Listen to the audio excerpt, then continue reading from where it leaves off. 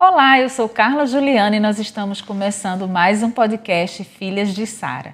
Aqui é um espaço onde nós mulheres conversamos sobre temas do universo feminino, sempre tendo a palavra de Deus como referência. Você conhece o Salmo 23? O Senhor é o meu pastor e nada me faltará. Esse é um dos salmos mais conhecidos e memorizado por muitos cristãos ao longo dos séculos. No episódio de hoje, nós iremos explorar cada frase desse salmo e extrair lições preciosas para as nossas vidas. Nós estamos estudando o livro Mulheres Mais Parecidas com Jesus, de Carol e David Merck. Hoje nós vamos conversar sobre o capítulo 12.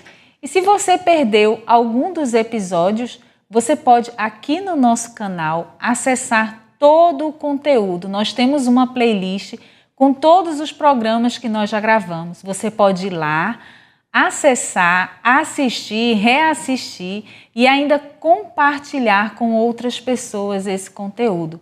Nos ajude ativando o sininho, deixando o seu like e compartilhando. Assim, nós vamos alcançar mais e mais pessoas com um conteúdo que edifica vidas e glorifica a Deus.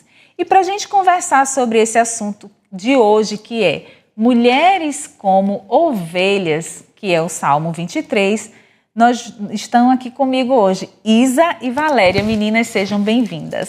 Muito obrigada, é sempre um grande prazer. Obrigada. Então, se você pudesse descrever a sua vida hoje, com Deus, com um cenário de Salmo 23, você sente que está mais para pastos verdejantes ou caminhando pelo vale da sombra da morte? Ai, para a glória de Deus, estou em pastos verdejantes. Tá, já passou pelo vale. Já passei pelo vale. Eu formei na faculdade, o último ano foi muito difícil, tinha TCC, tudo muito corrido. E experimentei da graça do Senhor, mas agora tenho colhido os frutos, então pastos verdejantes para a glória de Deus. E tu, Valéria? Eu diria que eu estou no caminho, saindo do vale. Está saindo do vale. E chegando nos pastos verdejantes. Ano passado foi um ano bem difícil assim, para a gente, por diversas razões, em vários aspectos. Mas eu acredito que a gente está chegando, a gente vai encontrar a Isa lá nos pastos verdejantes logo. Mas cuidado que as paisagens, elas mudam, tá? Verdade.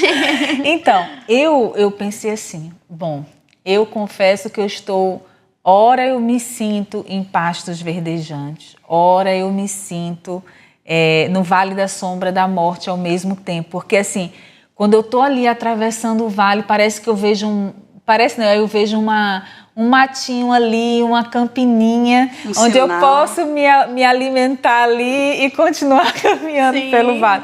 Então, assim, é um misto de vale e não vou dizer assim, eu estou em pastos verdejantes. Sim. Não, hoje ainda não estou não, mas nesse misto aí. Tá mesclando.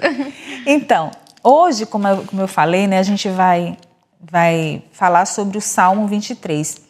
E antes da gente começar, eu queria só ler rapidinho, né? Porque vai que alguém que está nos assistindo não está com a Bíblia, ou não conhece, então eu vou ler aqui o Salmo 23 antes da gente dar continuidade. O Senhor é o meu pastor, de nada terei falta. Em verdes pastagens me faz repousar e me conduz a águas tranquilas. Restaura-me o vigor, guia-me nas veredas da justiça por amor do seu nome. Mesmo quando eu andar por um vale de trevas e morte, não temerei perigo algum, porque tu estás comigo. A tua vara e o teu cajado me protegem. Preparas um banquete para mim à vista dos meus inimigos.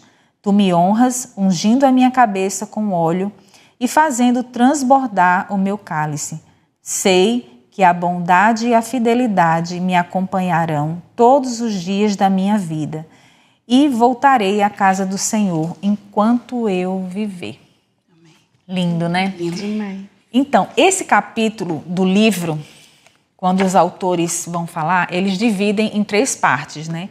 Eles dividem o primeiro bloco sobre provisão, que está baseado no primeiro, segundo e na parte A do versículo 3, ou seja, o Senhor é meu pastor, de nada terei falta, em verdes pastagens me faz repousar e me conduz às águas tranquilas restaura-me o vigor. Então, aí ele vai comentando, né, cada frase, e eu queria sim perguntar, desse inicial de 1 a 3, o que diz desse versículo que eu acabei de ler? O Senhor é meu pastor, de nada terei falta, em verdes pastagens me faz repousar e me conduz a águas tranquilas, restaura-me o vigor. O que vocês destacaram aí? Qual foi o versículo, o trecho que mais impactou? Como é que, de acordo com o que vocês estudaram? Eu tenho, esse é meu xodó, eu acho, esse salmo, sabe? Que a gente sempre, às vezes, está precisando de um consolo, né? A gente, quando recorre à palavra, eu acho que ele é um dos que traz, assim, um consolo ao nosso coração. Então, eu separei algumas coisas para falar aqui. A primeira, logo no primeiro versículo, né? Quando ele diz que o Senhor é meu pastor, nada me faltará.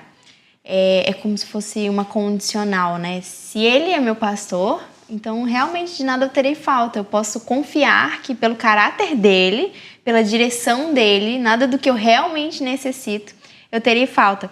E é interessante ele usar a analogia do pastor, porque o pastor, ele era, na época, né, era uma profissão, é uma profissão, e ao contrário de outras profissões, o pastor, ele vivia ali com as ovelhas. Ele não as deixava, fim de semana, eu vou deixar elas lá e eu vou embora para casa. Ele realmente vivia com elas. Então, traz a identidade e traz o conceito de proximidade.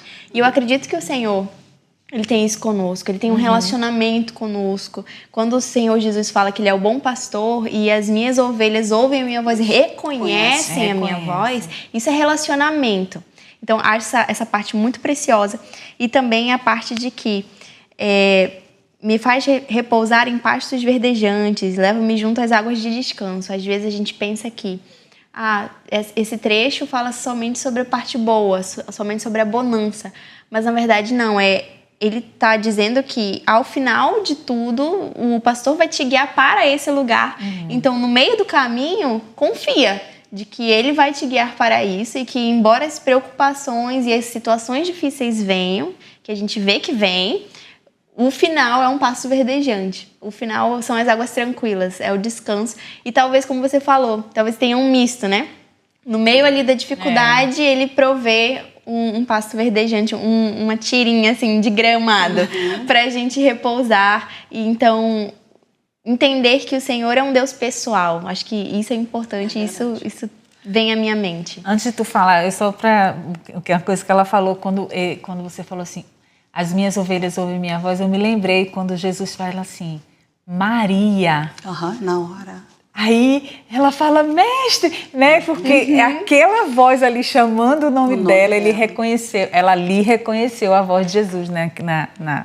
Na ressurreição ali, quando ele ressuscita. Então isso me veio na mente agora, né? Maria, a gente reconhece a voz.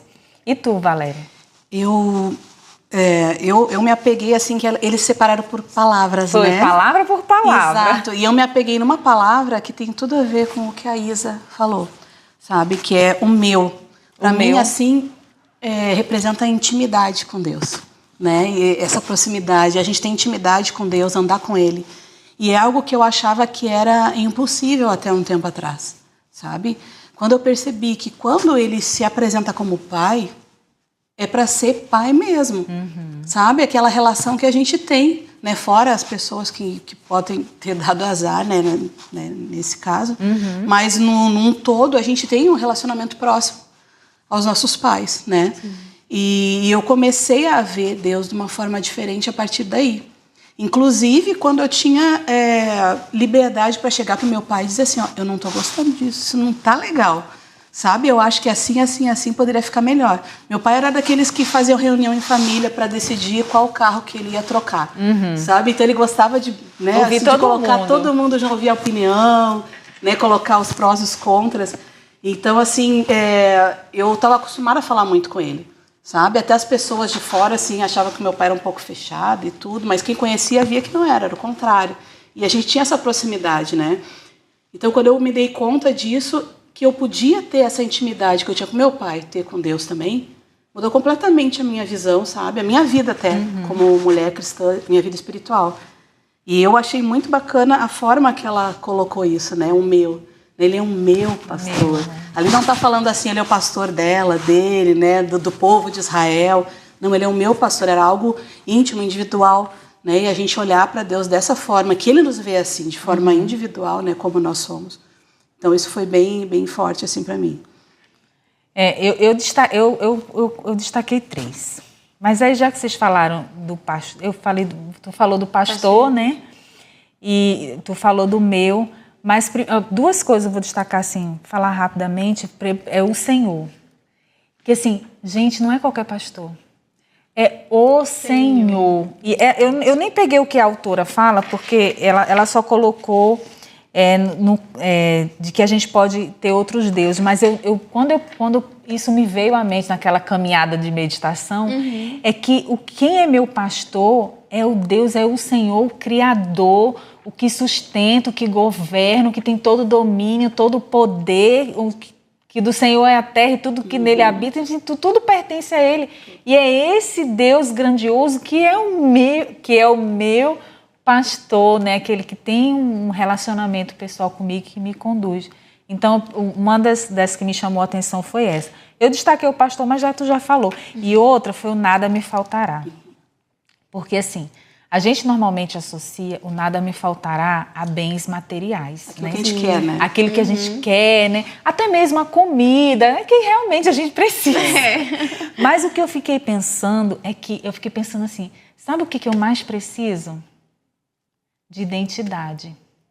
Sabe o que eu mais preciso? De propósito. Sabe o que eu mais preciso? De perdão, de salvação, de amor, de valor. E isso somente no Senhor. Não tem outra. Ele pode não me dar nada, mas se ele me der identidade, eu vou saber que eu sou filha. E outra pessoa não pode me dar isso. O meu propósito não tem. Então, assim, aí eu fiquei pensando, realmente, isso, se eu tiver isso, se eu tenho identidade, porque uma pessoa sem identidade e sem propósito, não é ninguém, né? Não tem sentido, ela fica perdida nesse mundo, ela vai de um lado para o outro, né, buscando se encontrar em algum lugar. E isso aqui, então assim, Cristo nos dá o essencial, e o essencial é isso. O resto a comida, pode faltar, né, os demais ele dá. Então, sobre esse versículo aí, ele me faz repousar em pastos verdejantes, leva-me para junto das águas de descanso e refrigera minha alma. O que significa isso aí na prática? Repousar em pastos verdejantes, ser conduzido às águas de descanso. Agora, pensando assim, no nosso dia a dia de mulher cristã. E para você, né, o que significa isso? Quando você pensa, como é que é assim na prática? Eu vou ler o que eu escrevi. Então, lê o que você escreveu. Ela vai ler a colinha dela. Pode ler. Eu ainda coloquei com uma expressão, isso é bem difícil, né? Pra ficar assim, bem... Isso. Quem eu sou, né? Minha identidade. Isso é bem difícil de aprender, repousar, entregar nossas lutas nas mãos de Deus. Pedir dele as estratégias para vencer cada desafio é um aprendizado diário. Mas é maravilhoso quando conseguimos fazê-lo. Confiar mesmo em meio às lutas mais difíceis, né? A gente, na realidade, eu fui vendo assim, cada pergunta que foi colocada, uma ia ligando a outra, né? E juntando, assim, trazendo todo que esse salmo representa. E realmente, eu lendo o estudo, lendo o salmo, eu comecei a lembrar assim, de tantas coisas que eu já passei. Quantas vezes eu achei que ele não estava comigo, sabe? Senhor, sabe, me sentia assim, foi largada, né? Eu acho que de repente eu não mereço. Né? Mas nunca deixei de confiar em Deus e buscar nele. E quando eu fui me dar conta, poxa, o Senhor estava comigo lá. Mesmo no vale, né? Mesmo na dificuldade, no momento mais difícil da minha vida, tu estavas lá comigo. E aquilo trouxe algo positivo depois de eu ter passado, mas eu tive que passar por aquilo primeiro, sofrendo com dificuldade, né? Me sentindo sozinha muitas vezes. Sim. Né? E hoje eu já percebo, mesmo passando no meio das lutas, já adquiri, digamos, essa certeza, né? A gente vai amadurecendo cada dia mais, cada ano que passa, né? E hoje, quando eu passo por dificuldades, eu tenho essa certeza já. Mas muitas vezes eu tive dificuldade de entender que Deus estava ali comigo. Né? Mas eu acho que é natural nosso, quando a gente está passando por momentos difíceis, a gente ter essa sensação de solidão ou de abandono, porque acho que até mesmo por causa das nossas emoções, acho que elas nos levam a pensar assim, né? Então não acho que seja, eu acho que é natural nosso, mas é justamente aí que a gente não pode dar vazão ao que a gente sente. Porque eu acho que quando a gente está indo no meio do problema, ele também nos segue. Então a gente fica assim, a gente só enxerga as coisas negativas, não consegue muitas vezes enxergar aquele raio de luz que o Senhor está enviando. A gente consegue só ver a escuridão ao nosso redor. Mas aí, como que a gente se coloca diante disso? Com esse sentimento? É a gente se voltar para Deus e trazer a memória. Porque é muito fácil a gente se sentir sozinha no meio do desespero. Mas é a gente pensar, não, Senhor, eu posso não estar te sentindo. Eu não estou vendo nada acontecer ao meu redor. Está tudo ainda no furacão. Mas tu estás aqui. Mas a tua palavra me garante que tu estás aqui. E é nisso que a gente tem que se firmar. A gente não pode se firmar nas circunstâncias, nem no nosso sentimento. E nosso sentimento, então, nem se fala. É verdade. Né? Mas é interessante que sempre que eu lembro, eu sabe, muitas vezes assim era algo desesperador realmente. Não é simplesmente uma luta, vamos pensar, não. Algo desesperador em relação aos meus filhos, doenças e tal, tá na mão de outras pessoas, dependendo daquilo. E a única coisa que eu conseguia falar, até eu estava conversando ontem com o Samuca sobre isso, era Deus, meu Deus, Jesus, era só o que saía da minha boca, sabe? Quando eu não tenho o que falar, é a única coisa, né? Então, na realidade, a gente sabe lá no fundo, né? Mas é como tu falaste, as nossas emoções às vezes nos levam a pensar aquilo que não é real, né? Porque o mundo espiritual é muito mais real do que a gente... Né? A gente esquece às vezes disso, né? Quando a gente está errando, quando a gente está acertando, de diversas formas, como a gente alega o coração de Deus, dependendo de como a gente age, do que a gente faz ou entristece, né? Então a gente precisa ter isso na nossa mente, né? Como o salmista mesmo, né? Ele colocou ali imagens que a gente pode imaginar. Eu sou muito de imaginar tudo que eu leio, né? Eu já estou dentro assim da história. Pra gente às vezes pode até não ser muito. A gente tem que um pouco contextualizar, né? Mas para o pessoal da época, né? Que vivia nessa cultura, né, do pastoreio, dessa cultura mais nômade, para eles ler isso aqui era muito vívido, era muito real. E antes da gente continuar, meninas, nós vamos para um rápido intervalo e voltamos já já. Enquanto isso, curta e compartilhe a Constante TV e nós vamos voltar conversando sobre o tema Mulheres como Ovelhas, baseado no Salmo 23. Até já!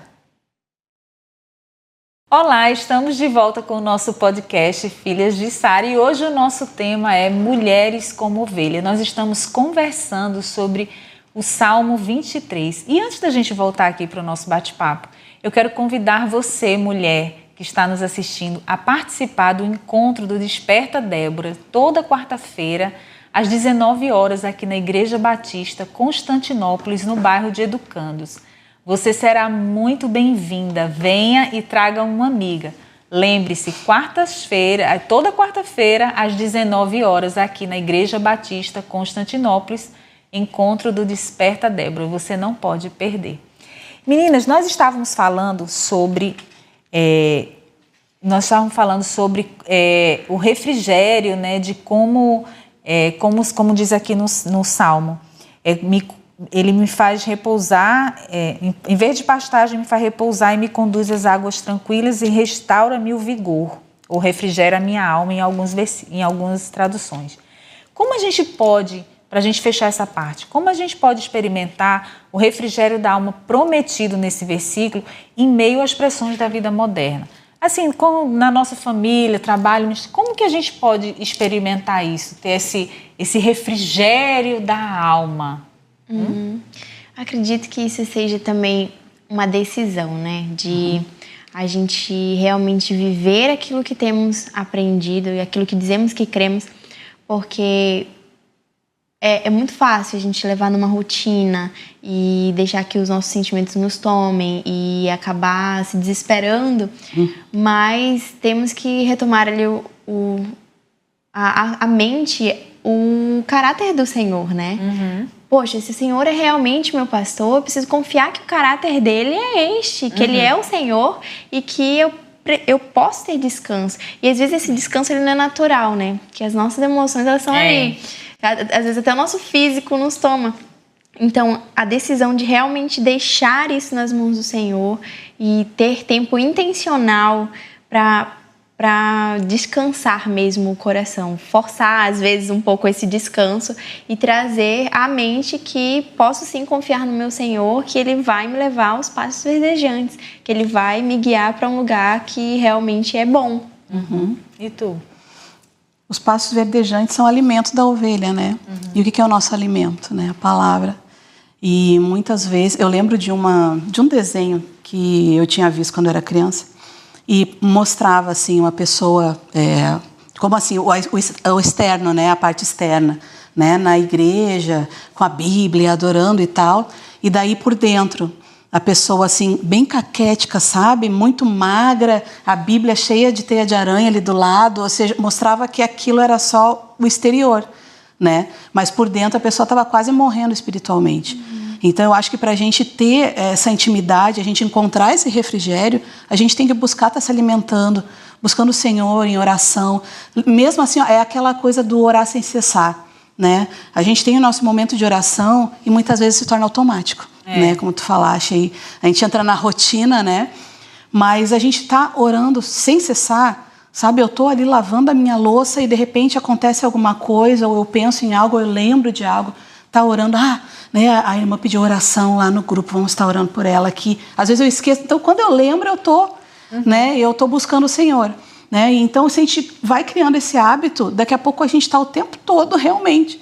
Quando acontece algo a gente já tem uma palavra, né? Nem que seja para nós mesmos, né? Ou para outra pessoa para entregar. E isso eu acho que é a gente se sentir ali naquele pasto verdejante, né? A gente se sentir acompanhado, se sentir ministrado pelo Senhor, prontos para levar isso para outras pessoas também, né?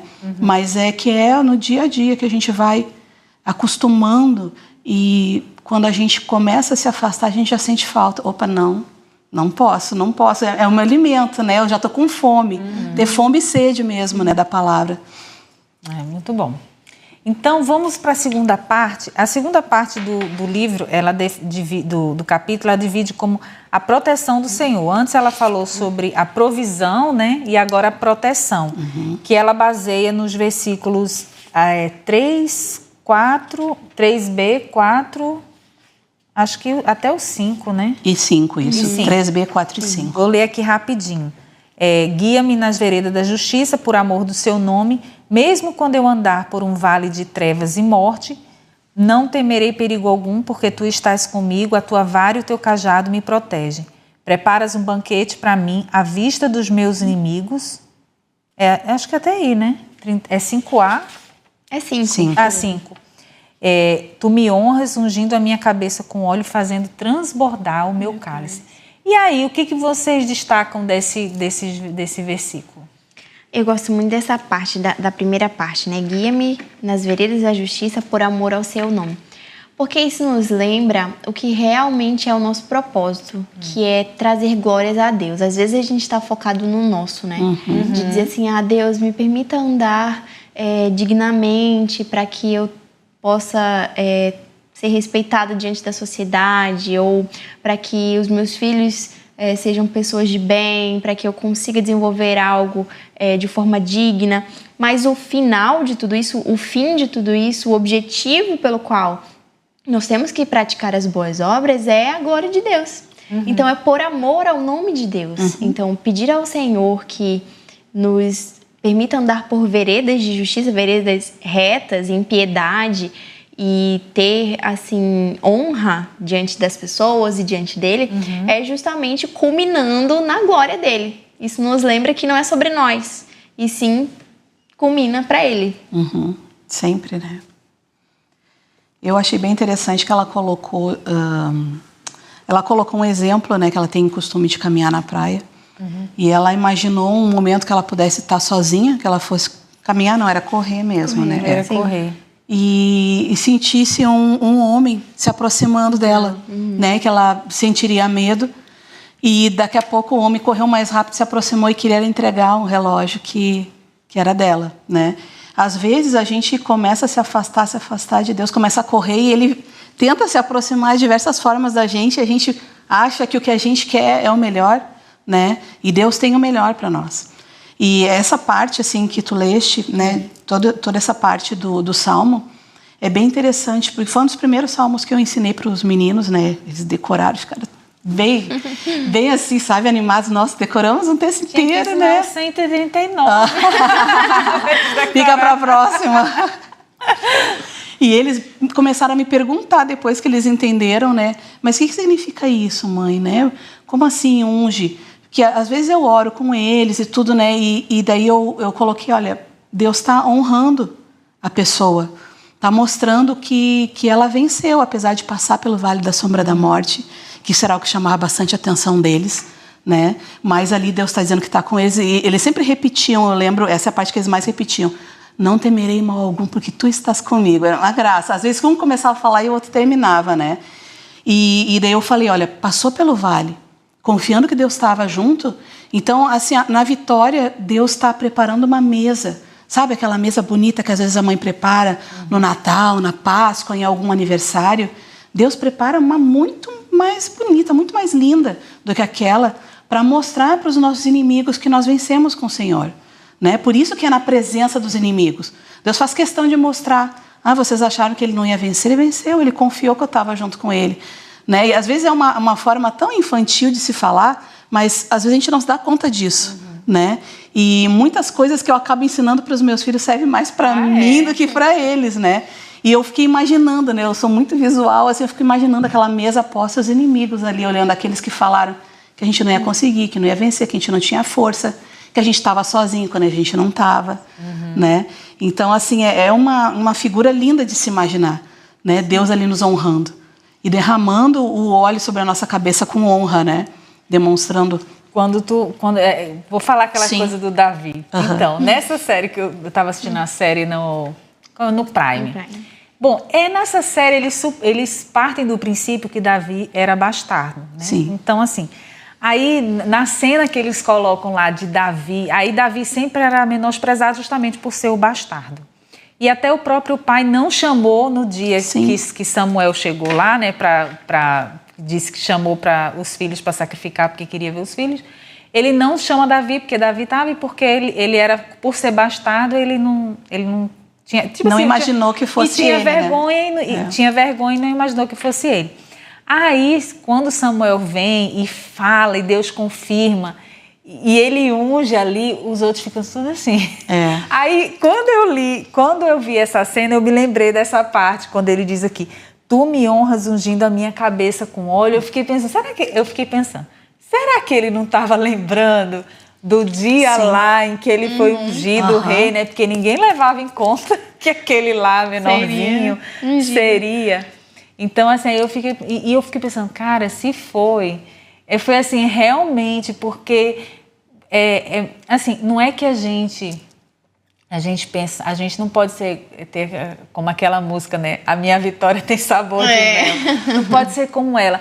Mas Deus, às vezes, leva a gente a viver coisas que muitas pessoas... que são realidade. Os humilhados serão exaltados. A palavra fala. Porque tem muito crente que inveja a gente, às vezes, né? Que fica nessa coisa. E quando o Senhor honra a gente, não é porque a gente não vai se sentir... porque isso não... Mas é porque... Sem soberba, né? Sem soberba. Mas olha... Tá vendo? Onde o Senhor me colocou. Tu achava que eu não ia para lugar nenhum, mas olha onde o Senhor está me colocando, né?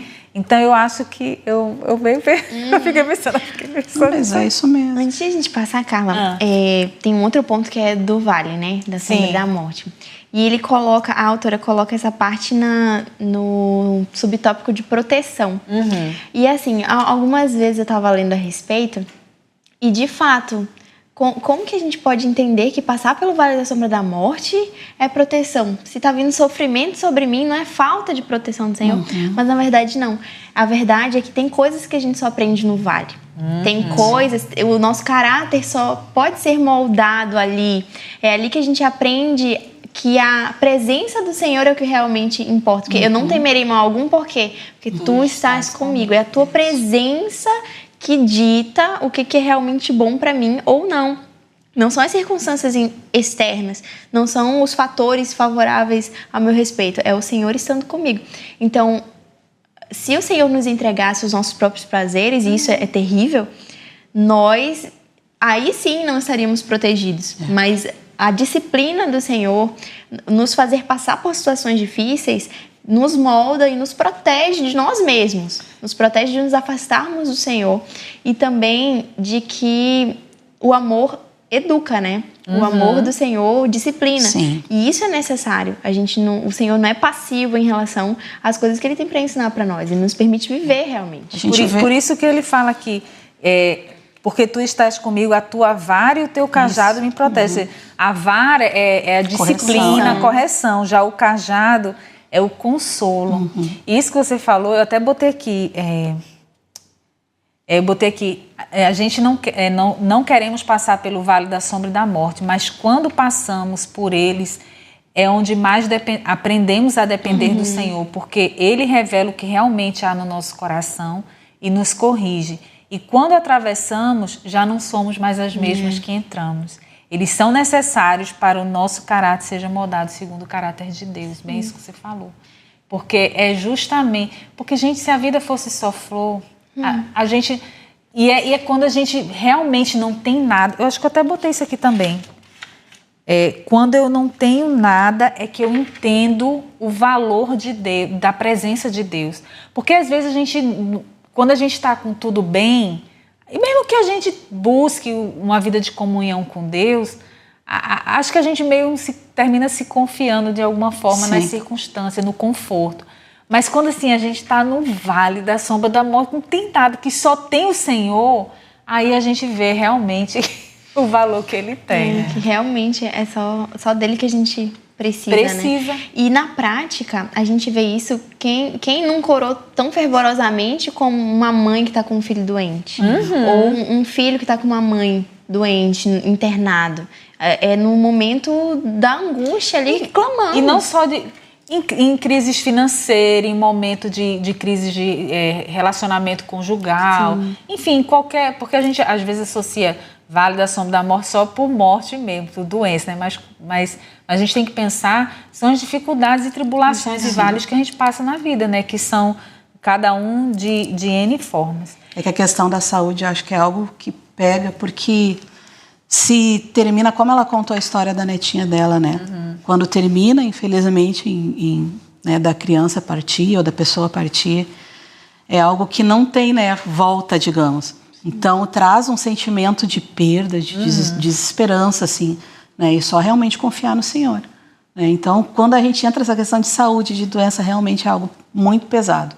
Né? Porque, principalmente quando é outra pessoa, porque às vezes a pessoa que está doente descansa, né? Né? A gente vê, eu lembro minha avó quando estava doente, ela, né, tranquila ali, eu sei para onde eu vou, né? Eu sei o que vai acontecer comigo. Agora, se é uma mãe cuidando de um filho, como tu falaste, né? Às vezes uma mãe está doente e o filho não sabe o que fazer. Está fora das nossas mãos, né? É só o Senhor mesmo, e a gente tem que aprender a confiar nele. Não é só o Senhor na doença, não. Em qualquer situação é só o Senhor. Porque às vezes a gente pensa assim, mas num problema financeiro, num problema... Ou qualquer outro problema no trabalho, um problema de relacionamento. Gente, mas é só o Senhor. É Ele que tem que estar acima de tudo. É só o Senhor, porque se não for o Senhor, o Senhor... Lascou. Lascou.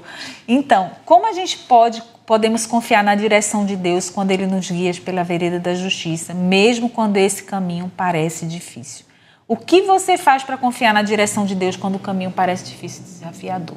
O que você faz? Assim, o que você faz? Eu acho que uma das orientações que a Bíblia traz, que eu mais me apego assim, nesses momentos, é de trazer à memória aquilo que me traz esperança. Lembrar que o Senhor, que abriu o mar vermelho antes, é o mesmo Deus que hoje atua e que reinará para sempre e eternamente. É o mesmo Deus. É lembrar das verdades do Senhor e trazer cativo a Deus todos os pensamentos, sabe? Fazer um esforço em relação a mim mesma, lutar contra mim mesma. Quando Paulo fala, né, esmurrando meu próprio corpo, não é fácil. Imagina só, a gente lutando contra as nossas emoções, lutando contra todas as coisas que nos afetam, né? Que afetam pessoas, talvez, que nos machucam, mas ter esse domínio da mente, é trazer sobre a mente aquilo que é bom, que é puro, que é de boa fama, e realmente forçar isso até que isso nos traga consolo e que o Espírito Santo, como sempre, né, nos traga ali alívio para as nossas dores. E tu, Valéria, o que tu faz aí para confiar em Deus quando o caminho parece difícil e desafiador? Assim, o que você faz? De certa forma, eu repito o que eu falei lá no início, porque a intimidade com Deus nos traz essa confiança, né? Quanto mais a gente anda com Deus, mais certeza a gente tem de que Ele está conosco, independente da circunstância, da situação, né? Ou é na mesa que Ele colocou, ou é no vale da sombra da morte, não importa, Deus está com a gente, né? E a gente passa por situações difíceis, às vezes uma pessoa passa por situações mais difíceis do que outras, e a gente tem que confiar. De fato. Meninas, vamos para um rápido intervalo e a gente volta já já. Enquanto isso, curta e compartilhe a Constante TV, que a gente volta já já com o tema Mulheres como Ovelhas. Até já. Olá, estamos de volta com o podcast Filhas de Sara, hoje conversando sobre o tema Mulheres como Ovelhas, baseado no Salmo 23. Meninas, nós já falamos sobre a autora do livro, né? Ela divide o texto em 3 partes. A primeira falando da provisão do Senhor, a segunda da proteção, e agora nós vamos falar sobre a presença do Senhor, que está baseado no último versículo, que é o versículo 6, que diz assim: sei que a bondade e a fidelidade me acompanharão todos os dias da minha vida e voltarei à casa do Senhor enquanto eu viver. Eu li voltarei porque eu estou lendo na NVI, mas algumas outras versões diz habitarei na casa do Senhor. Antes de eu ir para as perguntinhas específicas, eu quero que vocês... O que vocês chamou a atenção aí que a autora escreveu? O que vocês querem destacar aí desse versículo? O que vocês querem destacar? Ela traz a aplicação, né? E não sei se é ela, porque eu li outras fontes, né? Que essa palavra me seguirá, essa expressão, na verdade, ela é bem mais enfática no original. Ela diz me perseguirá mesmo.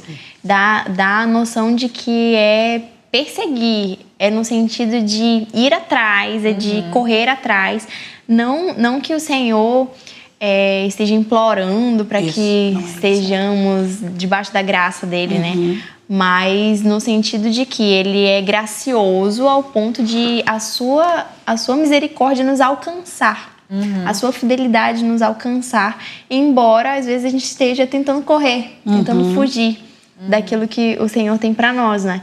Então, entendo que é graça.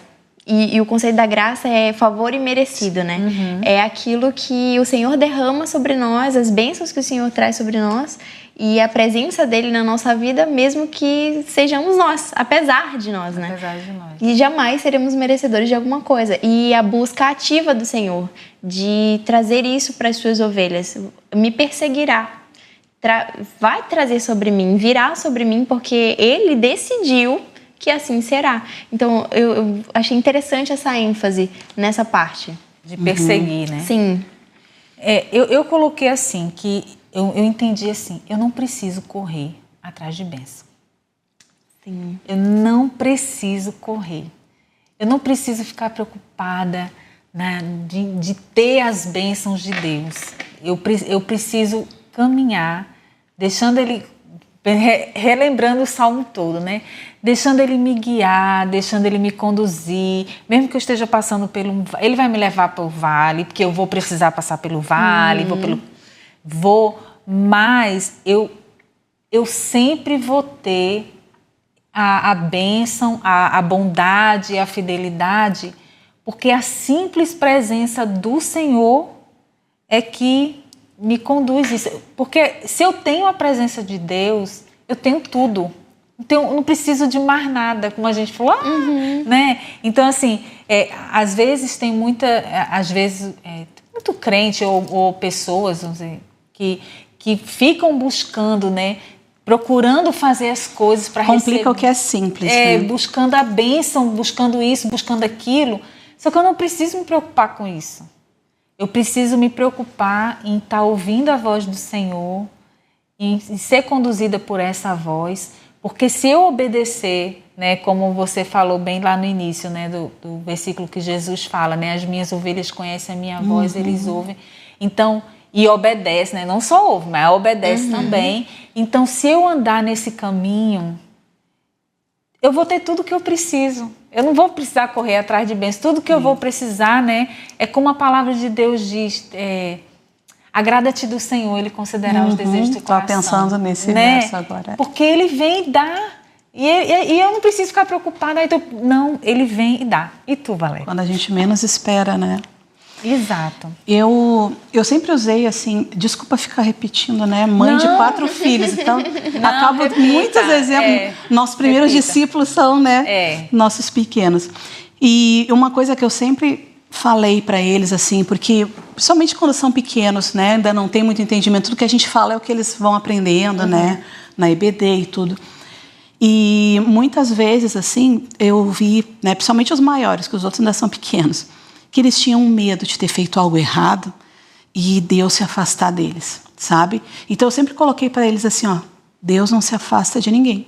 Deus não sai do lugar, sabe? Ele continua no mesmo lugar dele, de glória, de majestade. Quem se afasta de Deus somos nós, né? E muitas vezes nós, como cristãos, né, como cristãs, a gente comete um pecado, a gente acaba se afastando, tropeçando, caindo, e acha que não tem mais jeito. E muita gente acaba se afastando da comunhão, né, e do Senhor por causa disso, né, por se envergonhar. E, na realidade, Jesus está ali, com a mão estendida.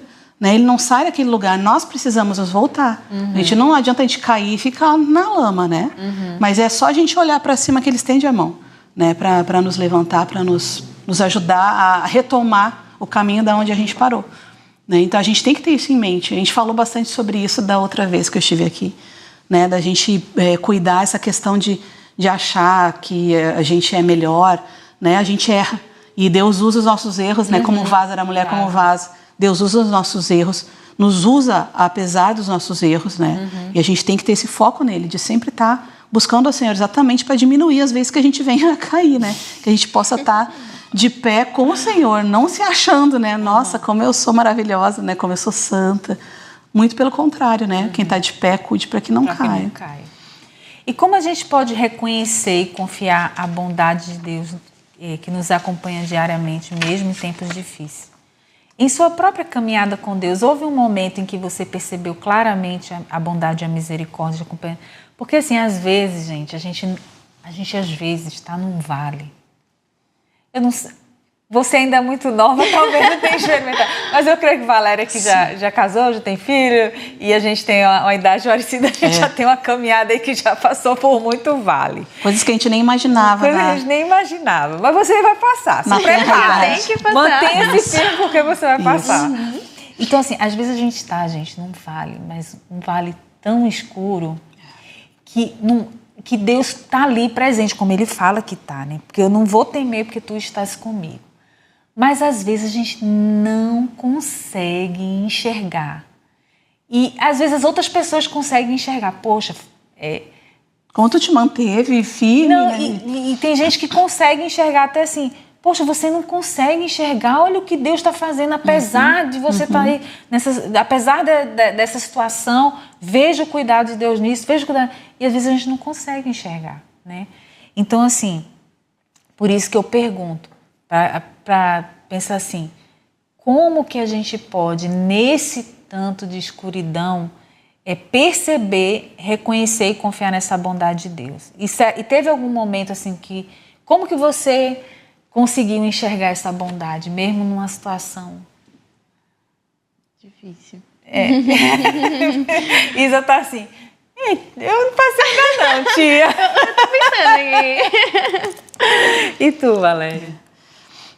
Bem, eu já passei por alguns vales. Não, sim, não precisa falar qual vale, mas sim. Como que você fez para enxergar aí a bondade? Na realidade, assim, eu já passei por algumas circunstâncias que acabaram se repetindo mesmo, eu tendo certeza que não ia, porque Deus ia atender minha oração. Me senti confiante quando aconteceu de novo, Senhor, que isso? Né? Mas assim, Deus foi tão bondoso comigo, até escrevi aqui, ele teve muita paciência, sabe? Para me mostrar, para eu ter essa certeza, né? Como eu falei lá no início, que Ele estava comigo, mesmo nesses momentos, né? Em que eu me encontrava assim, me sentia realmente em escuridão completa. Eu não tinha nada que eu pudesse fazer para resolver aquilo, né? E como eu falei, eu só podia clamar, né? E pedir por Ele. E Ele estava ali, sabe? E mesmo quando se repetiu e se repetiu, Ele estava ali comigo, sabe? Na realidade, não tinha nada a ver comigo, tinha a ver com aquilo que Ele queria fazer na minha vida e na vida da minha família. Então, essa questão é o aprender a confiar, sabe? É o dia a dia, é o caminhar, né? Como a Isa falou. É a gente estar buscando, a gente não desistir disso, né? E chega um momento em que a gente não consegue se ver de outra maneira.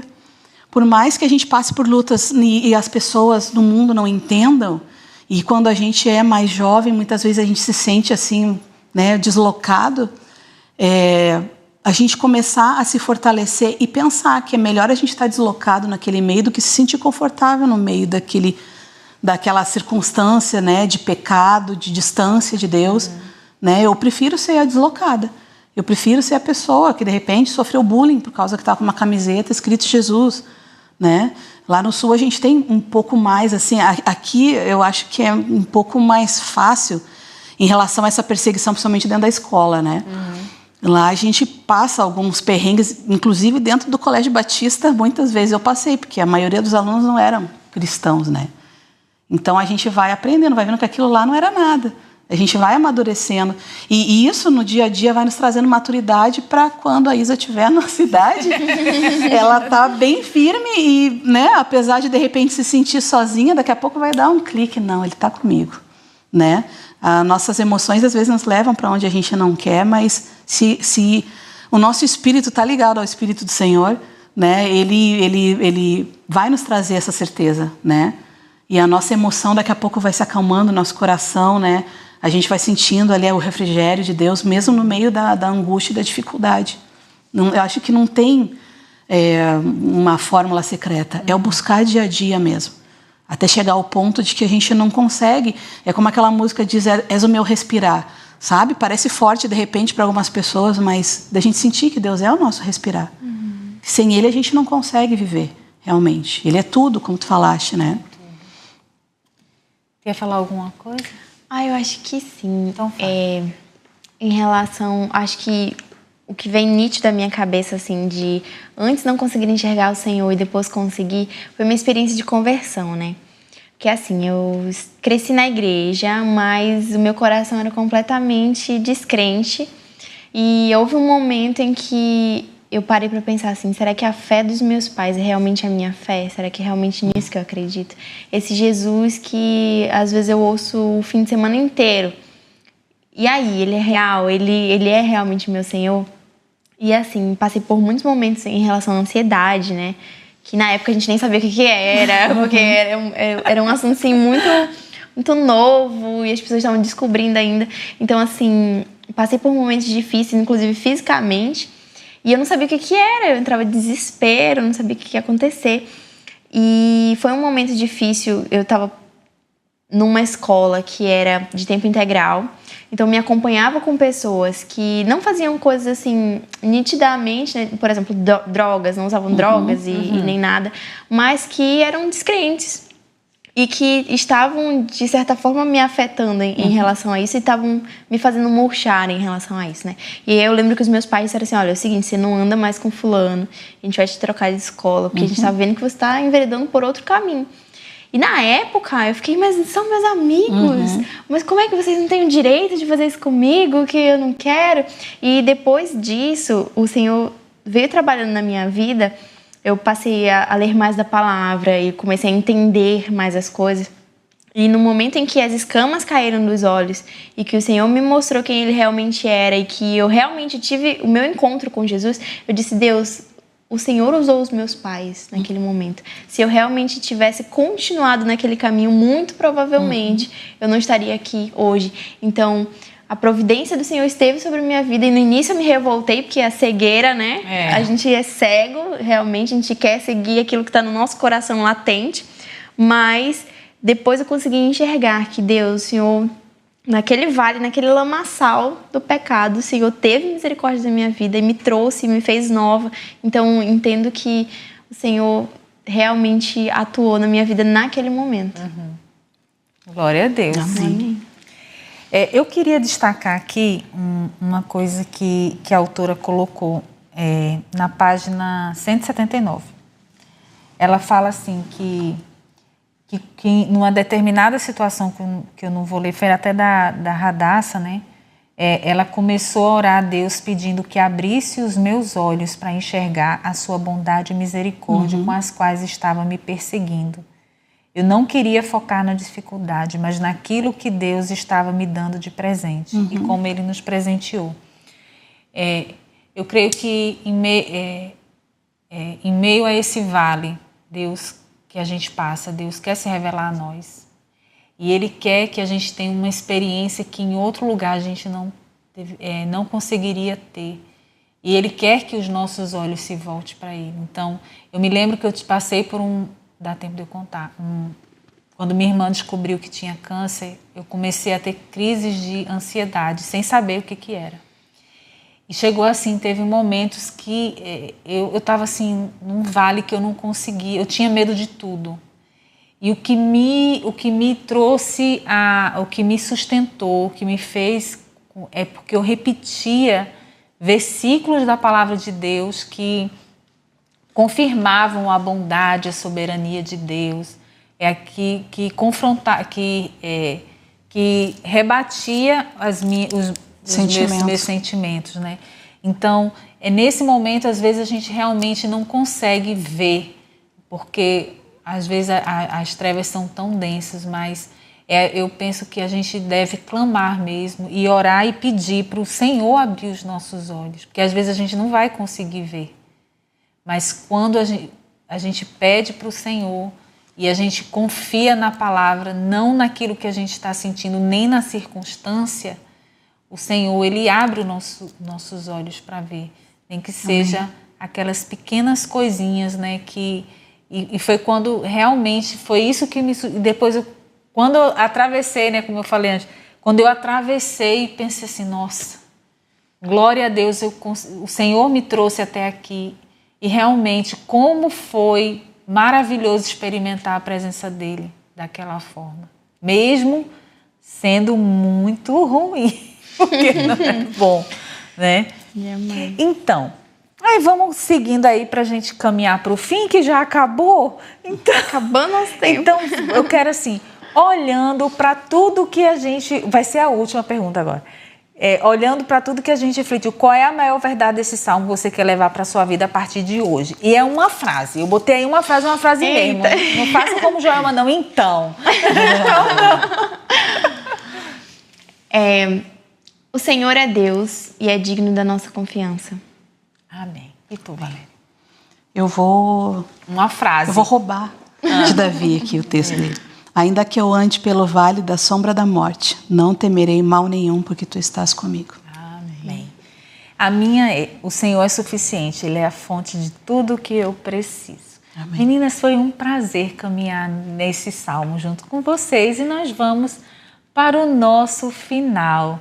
Chegamos ao final do nosso podcast, né, do nosso episódio de hoje. E esperamos que essa reflexão do Salmo 23 tenha fortalecido a sua fé.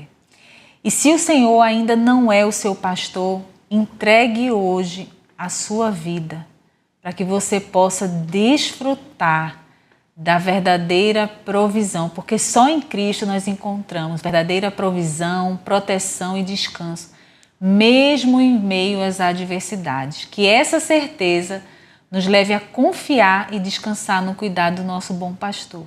Que possamos seguir a cada dia mais perto dele, sabendo que a sua bondade e misericórdia nos acompanharão para sempre. Nós ficamos por aqui e até o nosso próximo episódio. Deus te abençoe. Tchau, tchau. Amém.